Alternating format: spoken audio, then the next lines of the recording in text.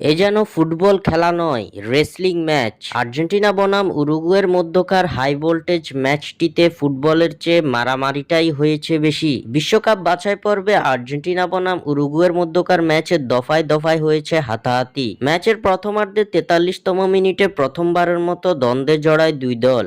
Argentine Enzo ফার্নান্দেজের সঙ্গে তুমুল দ্বন্দ্বে জড়িয়ে পড়তে দেখা যায় উরুগুয়ের বেশ কয়েকজন ফুটবলারকে। এ সময় দুই দলের ফুটবলাররা হাতাহাতি পর্যন্ত শুরু করে দেয়। এনজো ফার্নান্দেজের সঙ্গে দ্বন্দ্বে জড়ায় উরুগুয়ের রোনাল্ড আরোহো সহ বেশ কিছু খেলোয়াড়। এরপর সেখানে যোগ দেন আর্জেন্টিনার অ্যালেক্সিস ম্যাক অ্যালিস্টার ও ক্রিস্টিয়ান রোমেরো। এ সময় একে অপরের সঙ্গে ধাক্কাধাক্কি ও হাতাহাতিতে জড়িয়ে পড়ে।